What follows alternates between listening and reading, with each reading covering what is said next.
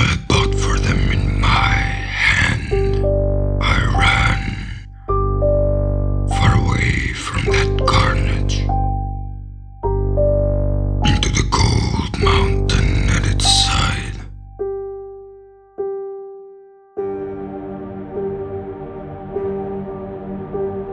I needed somewhere safe in the fire to warm my freezing body. I kept climbing in search of a place, and oh, did I find one. Passing through a narrow gap in the rocks, I was now inside a large dark cave.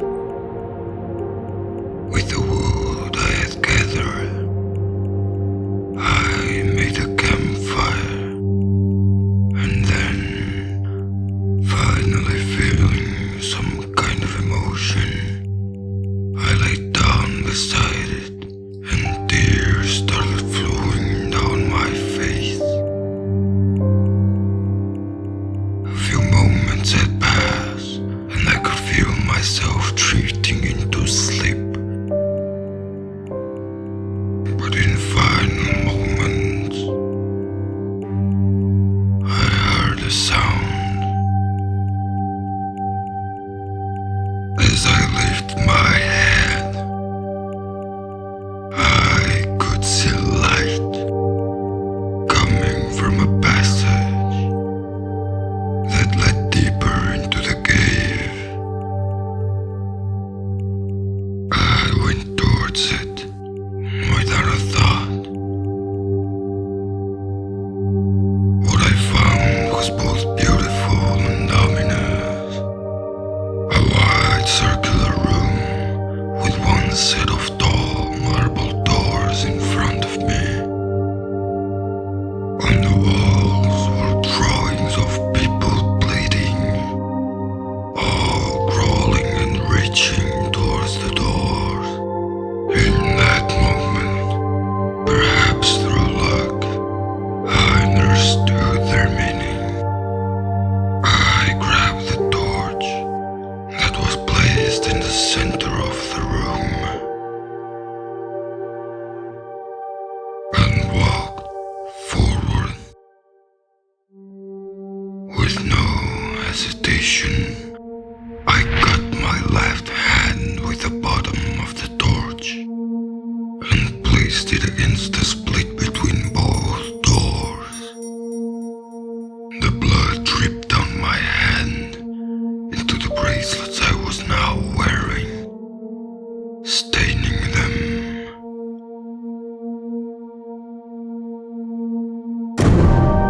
The doors opened. Their speed was terrifying. Still, I walked in, unable to see anything inside. There was no light, no shapes, and I was standing on a floor I could not see. The doors closed behind me. I was lost. But then, a small light appeared beneath me, far in the distance. As soon as I looked into it, it came rushing towards me, enveloping me, blinding me. I was now hanging in the sky, above a place I had never seen.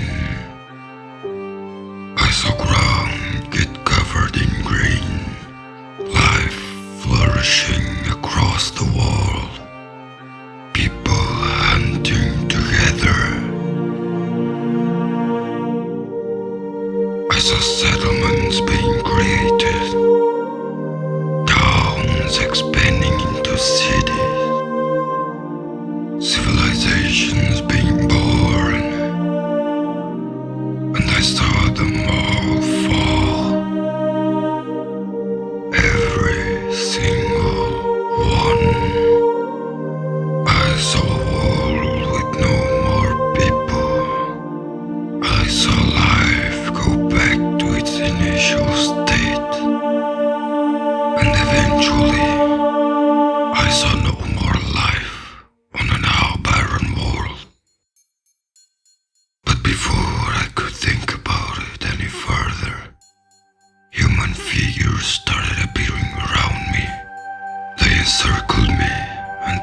now see nothing else. Together, they raised two fingers and pointed at their own eyes. And then they pointed at me and rushed towards me. As I flinched, I could now feel the cold ground on my left side. I opened my eyes and finally felt awake. The campfire was still burning. Not much time had passed. So I got up and went outside. The cold didn't bother me anymore. I could see my